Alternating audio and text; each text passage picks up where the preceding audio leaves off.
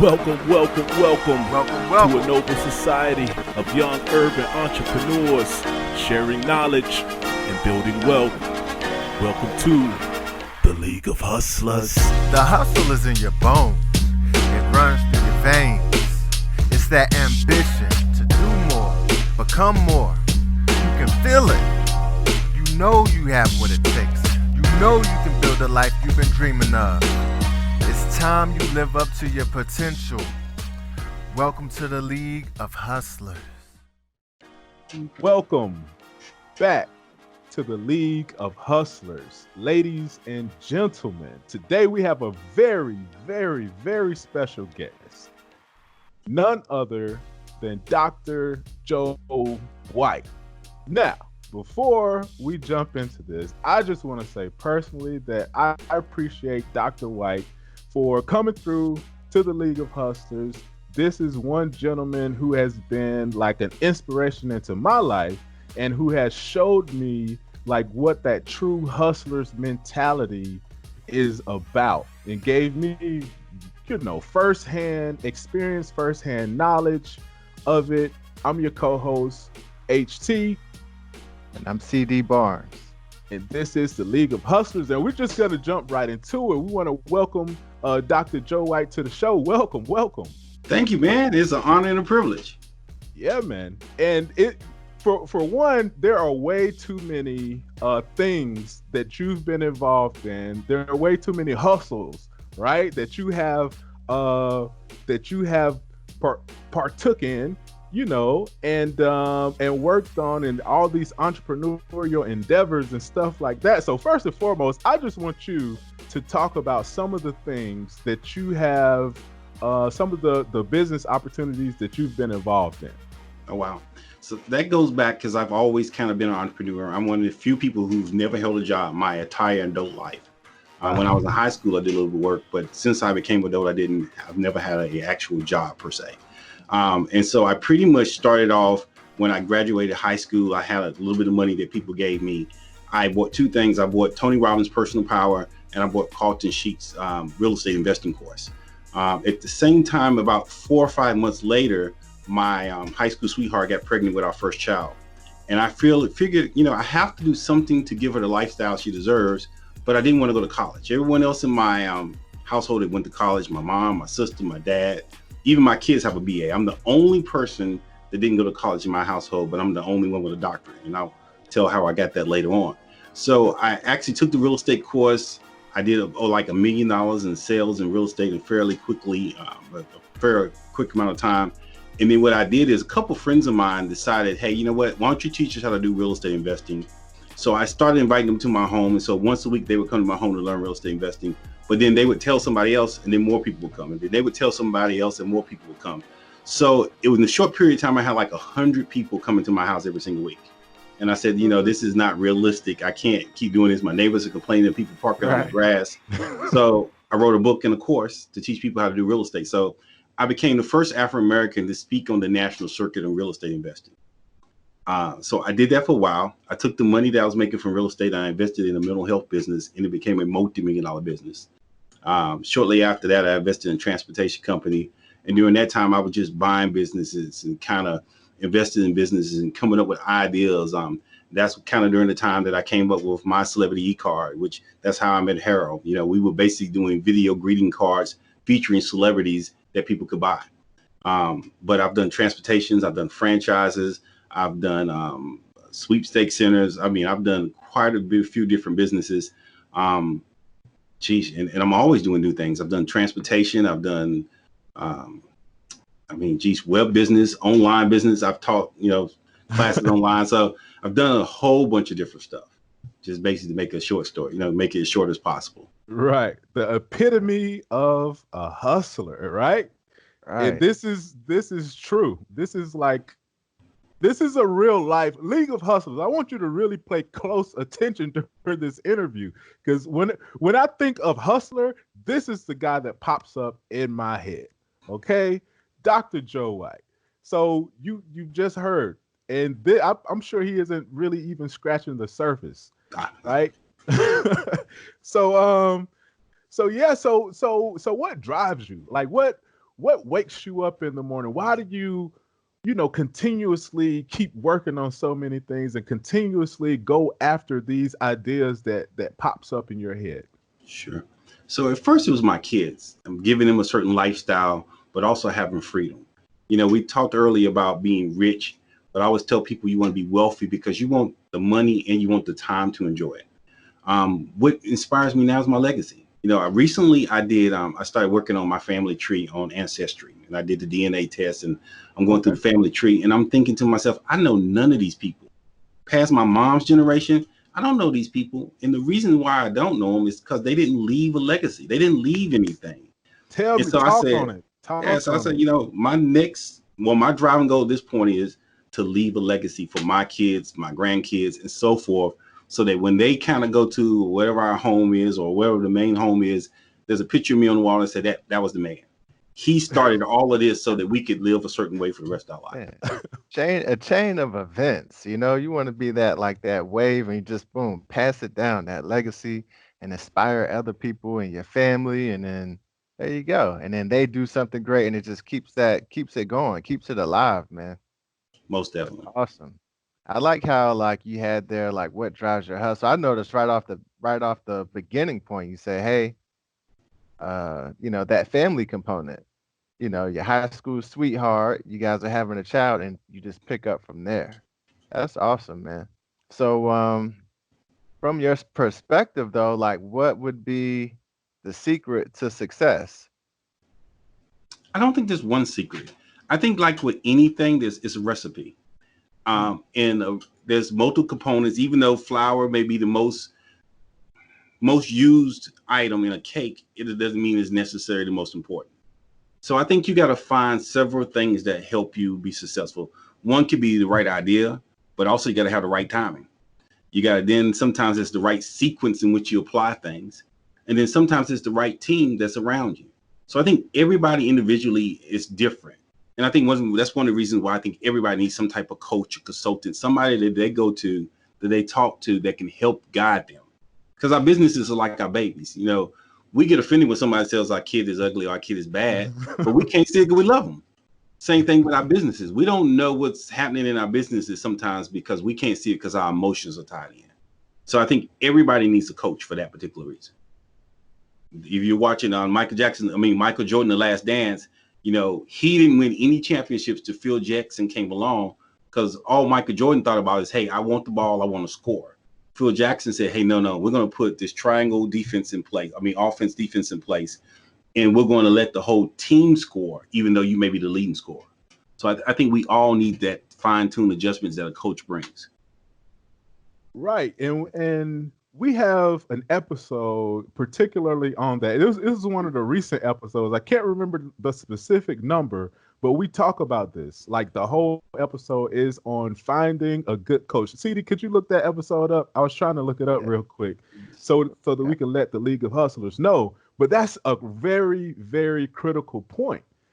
All the greats, and I think we brought up the MJ example as well, but all the greats, they had people to help mold them and say, it's you may be great at everything, right? You may have all the skills, you may have all the talent, but that coach is able to look from the outside and say, you need to tweak this one little thing, right?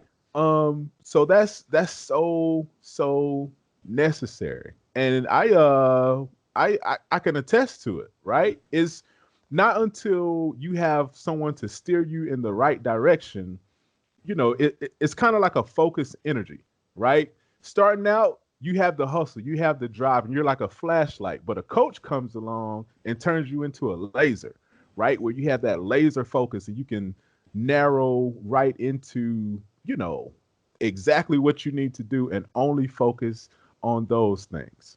So definitely check out that episode. Something too, 7. people don't know the difference between a coach and a mentor. And I think that throws some people off. A mentor is somebody who does exactly what you want to do, the way you want to do it, so you can look up to him and follow his path exactly. A coach is that person on the outside. Maybe they don't have as much success as your mentor, but they're able to tell you, tweak this, tweak that, do this a little differently. They're kind of inside of your business with you. versus a mentor. He's so successful, you may only speak to him once or twice a year, or you may read about your mentor. Your coach is kind of involved in your business. Okay. That's a very good separation. What CD, did you find that episode number? Yeah, episode 57. Okay. And so Mentor. maybe we'll do a part 2 and talk about the difference between a coach and a mentor, and make sure to examine that a little bit more. And to your point, Dr. White, just be sure that the coach, so you're saying that the coach needs to be involved more on a day-to-day basis or week-to-week basis? Yeah, most definitely. If I'm coaching somebody, we're normally coaching about once a week. And it's partially about them hearing what's going on in your business and giving you an outside view. We always say that you can't see yourself when you're in the frame. And a coach can take a different viewpoint from your business. And also accountability. A lot of times we'll lie to ourselves and say, oh, that's okay. You know what? I'll do this next week. When you have a coach, a lot of times you're accountable to somebody who says, you know what? You should have gotten this done. You promised to get this done. And a lot of times we will show up more for someone else than we will for ourselves. That's very true. That is very true. So one thing I struggle with, right, is, and I'm sure CD can attest to this as well, but like working on so many different things, right? Got my hand over here. Of course, we have the podcast, right? But within the podcast, we have the apparel line, right? We have the YouTube channel now that we're kicking off. So make sure you guys subscribe. Please subscribe. Help us out. Okay. We have, of course, the podcast. I've written a book as well, Joe. CD is writing a book. I've made a course on branding and marketing. It's in the description, should be in the notes. But so how do you juggle? Because I know you're the master at this. How do you juggle like so many things and make sure that you're pushing them all at the same time and equally? Or is it where you just focus on one at a time or a couple at a time? So that kind of depends. I think with COVID-19 happened, one of the big things is a lot of people realized they didn't have multiple streams of income and their income was cut off. So when I'm thinking of multiple projects, it's because I want to make sure I got multiple streams of income. Okay. I think that sometimes you do develop stuff in stages, like one at a time, depending on how much time it's going to actually take to do things. But I work in blocks. So I set a timer and I'm picking a project or item, and I'm going to take 45 minutes and work on it nonstop. Then I take a 15-minute break. I try not to do two things at the same time. Sometimes I will what's called layer. And what I mean by layer, that may mean that I'm jogging and listening to a book at the same time. Okay. That's how I get my reading done. But I think you have to be very careful not to work on more than 3 things at a time. And then once one thing is on autopilot, or you have it delegated, where you have other people doing it, then you can put one more thing in. But I think when you start to go past 3, it gets a little confusing. Real quick, I don't mean to cut you off, but so you're saying 3, like, so 3 different businesses, or are you saying like 3 things at the same time, like physically working on 3 things? Or it could be 3 different businesses, but sometimes it's the same business, but it's a different stream of income within the business. So I look at, when you say Legal Hustlers, this is really the same business. All of this comes under the Legal Hustlers, I'm assuming. So you have the podcast, you have the YouTube channel, you have the branding course. All of that is part of the Legal Hustlers, and you're serving the same audience with it.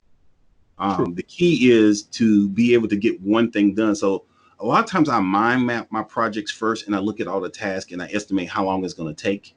And if one of the other projects is going to take too much time away from me getting that done by my timeline, then I'll just do that project. So like I said, there's no cookie cutter set formula, but I never go over 3 major projects at a time, because that way what happens is like Kool-Aid. It kind of starts to dissolve. More water you put into it, the more diluted it gets. It doesn't have the strength. So I want to keep my strength as strong as possible. So I'm going to kind of keep it at 3 things. Wow. That's very good insight. And so I like the tip you gave, like going for 45 minutes on one thing, like laser focus, right? That's what you're saying. Yes. And then stop, take a 15-minute break, and then switch. Yes. And one thing I find myself doing is like I'll have like 2 laptops up and a tablet and maybe my phone too. And I'm like here, all within the same minute. and so I guess I need to kind of work on that. But a lot of it may be like video editing or something Mhm. like that, where I have to, save, and that while it's saving, I'll turn and work on something else. You know what I Sure. mean? But I do find myself like not being productive. So League of Hustlers, if you're like me and you try to do these multiple things at one time, maybe we need to think about scaling it back, right? And laser focusing on one thing at a time to fully give it its its due justice and its due energy. Yeah, not to mention that, like, you're a genius, so you're a little different than the regular person too. I would Because I say, work with you, so you're a technical genius. But create an automation wheel. What are the steps in everything that you do? Like, if first I got to create the video, then I got to edit the video, then I got to market the video. And look, is there somebody who can do this? Is 80% as good as I can do that I could delegate that out to and stop doing it? I mean, you're only going to grow as a business when you can take yourself out of it. One of the biggest problems that I've seen, like, one of the things that I didn't mention, I went to work at CEO Space International after I sold my transportation company. I didn't go there to work for money because I had already sold my company and I had money coming in for the next couple of years from payments from the company. I went there because this is where Les Brown, Bob Proctor, Robert Kiyosaki, Sharon Lechter, I mean, all the greats were working at. So I got a chance to be in that environment and work with them. And I worked as a coach for the Southern area. But one of the first things that I learned, that I was taught, is most people don't go into a company. There's only three ways to get rid of a company. You either got to sell it, you got to go public, or you got to hand it down.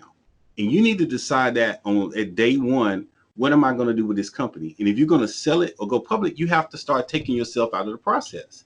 A lot of times people don't realize that they're the bottleneck. So you got to be creating every business like it's a franchise so that you can step out of it, or at some point get some freedom. Or how do you sell it if you're the component? They can't buy you. They want to buy a business if you want to sell your business. Wow, that's a very good point. And one thing I'll tell you, you said I'm the genius. I don't agree, right? But CD is a master at automation, right? So CD, can you give a little insight into what Joe is saying, like in terms of that automated process? Because he looks at everything like that. Yeah, I definitely can agree on that point right there in terms of like process and workflow improvement and finding ways to do that. Just try to automate it, as best as possible. That's basically my specialty at this point. I look for ways to, we write all the steps down. Okay, this is what we're doing. Step 1, step 2, step 3. Literally write it down so you can do that. Pass it to someone else, or find a way that you can actually automate each of these steps.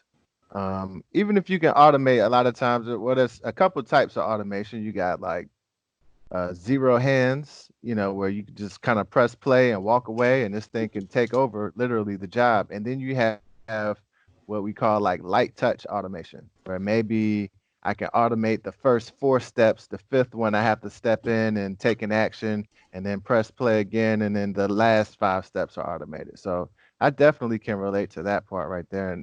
And we practice that here, at League of Hustlers. We try to implement a lot of that stuff in our day to day. But like H was just saying, a lot of times we're just doing so much stuff, and we're trying to really organize everything and making sure we're delivering good content effectively every time.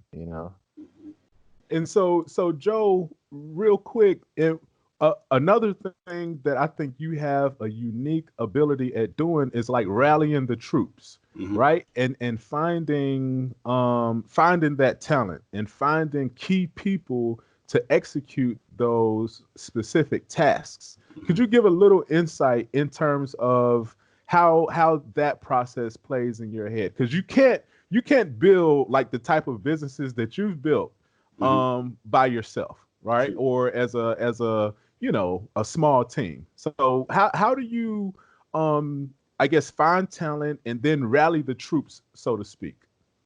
Yeah, I think you got to find somebody who has a passion for that type of work. So if I'm dealing in the group home business, I want to find somebody who already has a passion for those type of clients and people, So they'll kind of naturally do it, not just for the money, but because they enjoy doing it. I think the other thing is to taking the time to really get to know the people that you're interviewing and understanding their abilities and their skills and getting them to learn and master 1 or 2 skills, never go past 3 again, and master those things and then apply them to the actual business.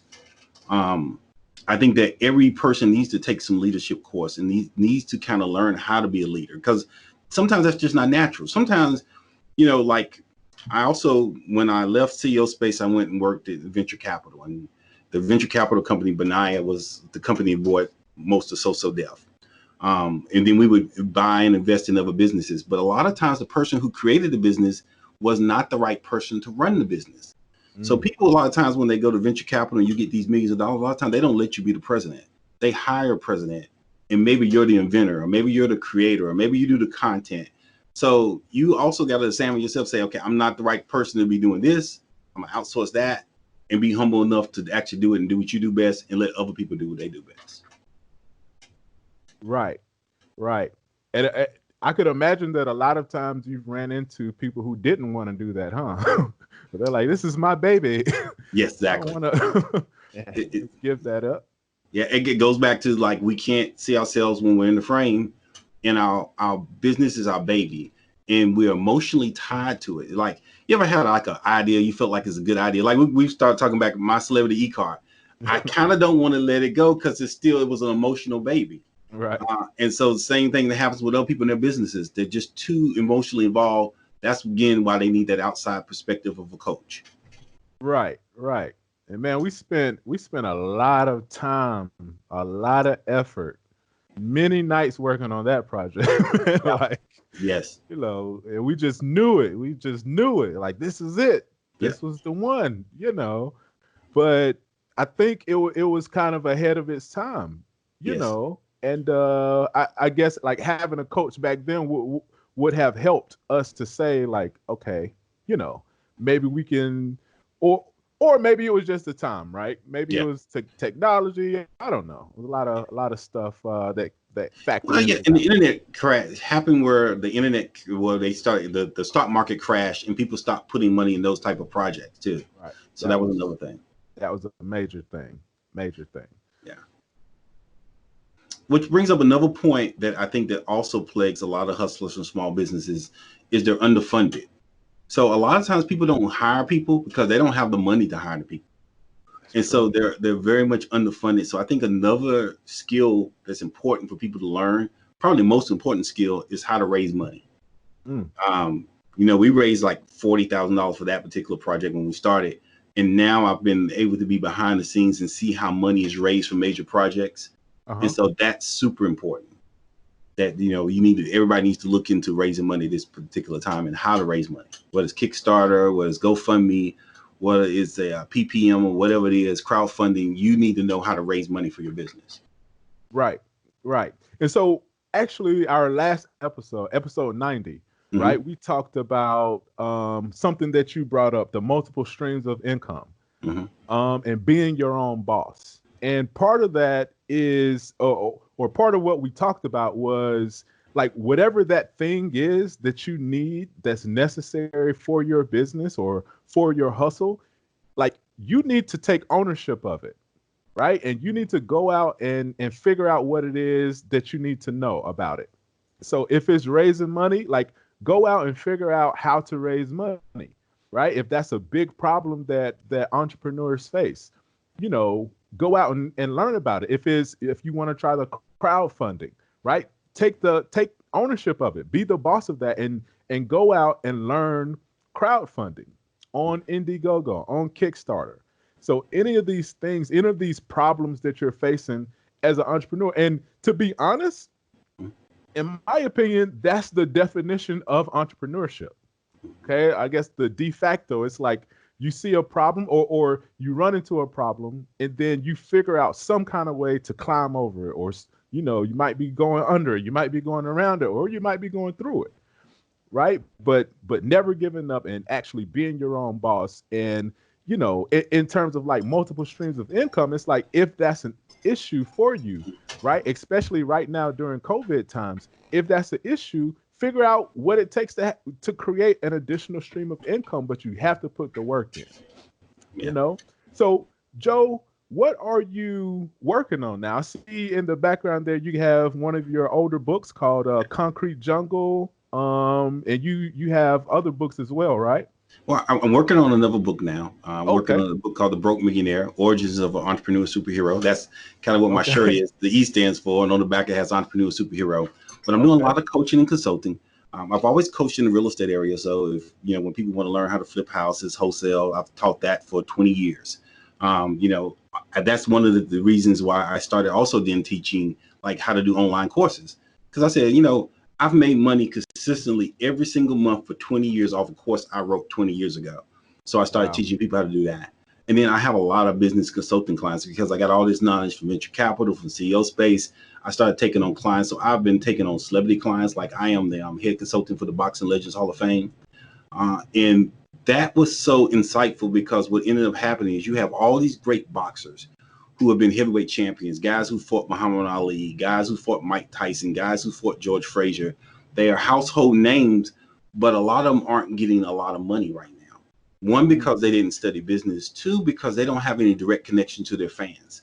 So part of the job that they've given me is to help find and create that direct connection back to their fans, because when they were coming up, there was no social media.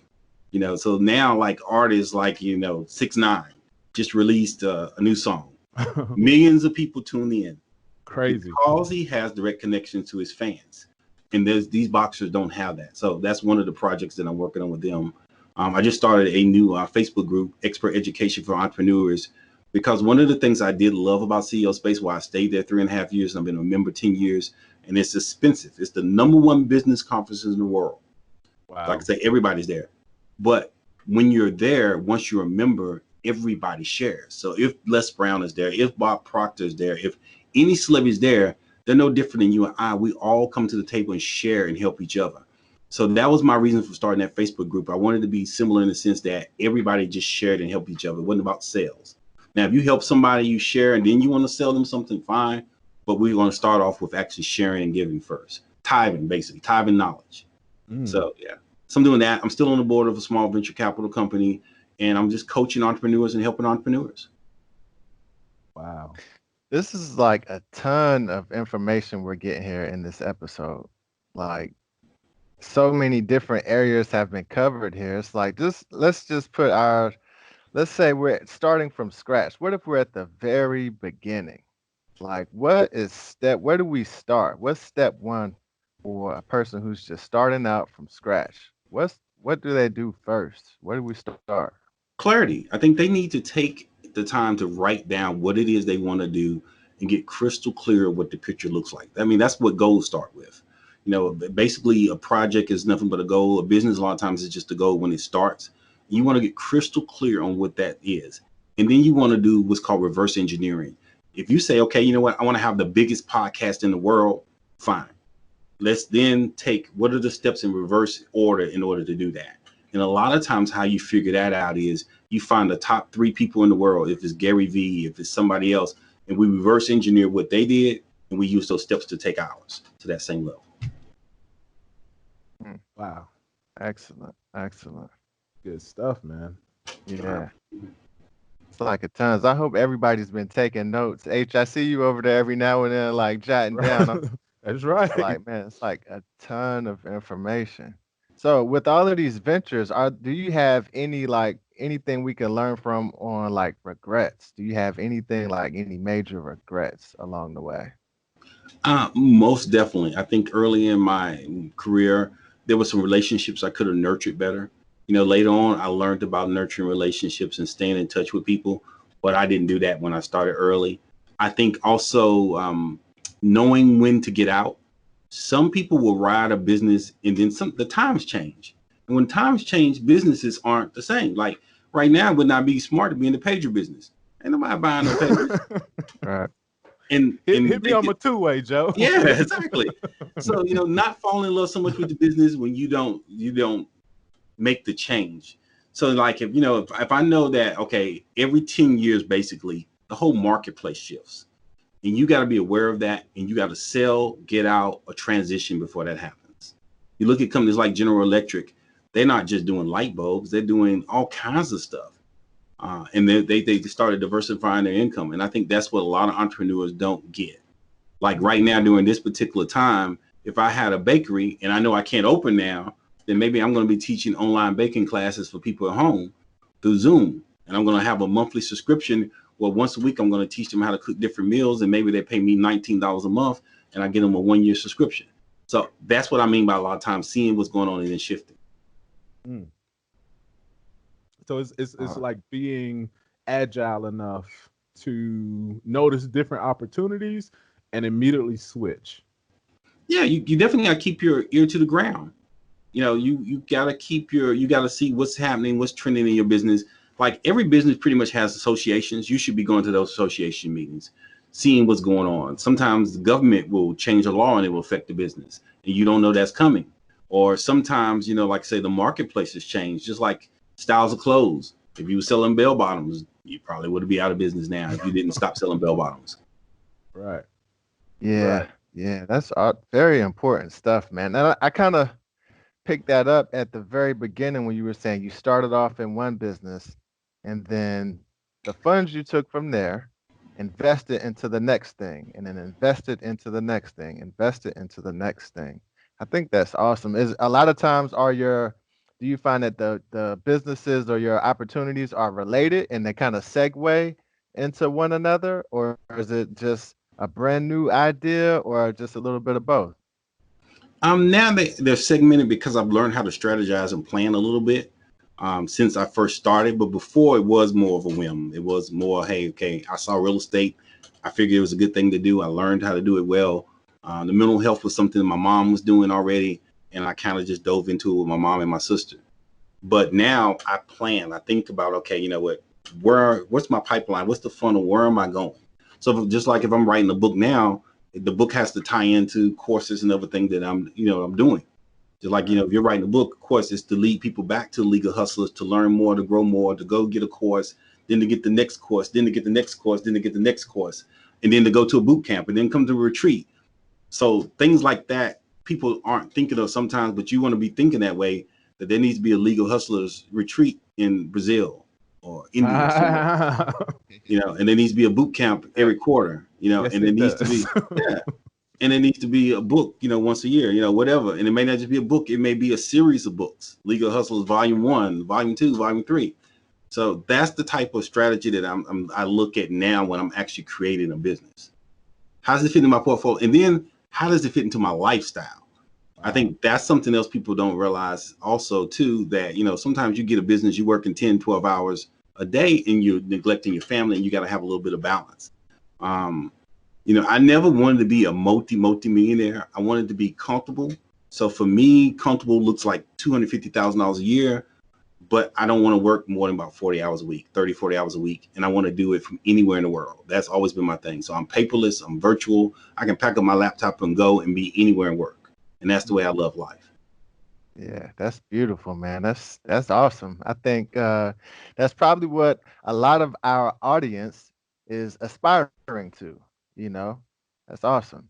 So with that, I think we've got enough information in here. If we go any further, this could turn into a book, this episode alone.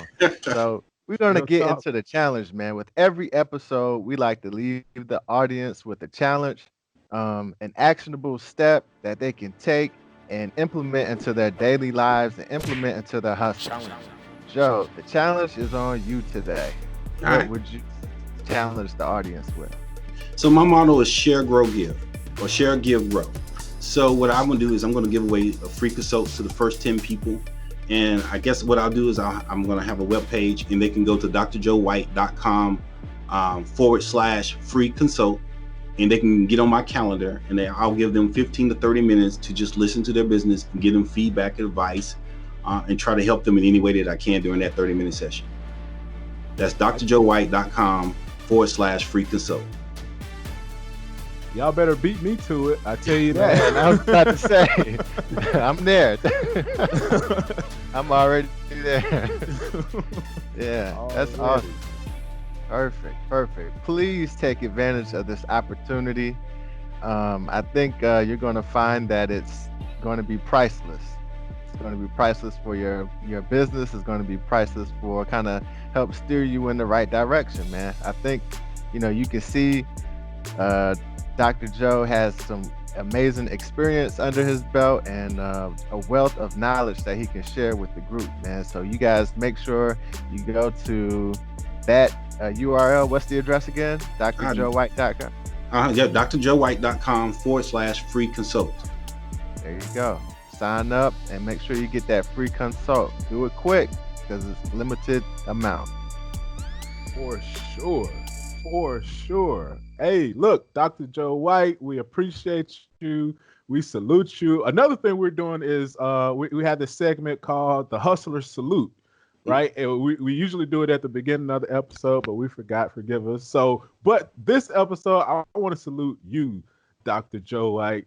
A big hustler salute because I know you personally are the epitome of the ultimate hustler. Thank you, man. So yeah, man, definitely check out the group. It's called Expert Education for Entrepreneurs, right, Joe? Yes. Right, and check out the League of Hustlers group too. So our mission is kind of the same thing, where we want to share knowledge and build wealth, right, together, and we're using it as a way to uplift each other, right, to promote each other and to just support each other.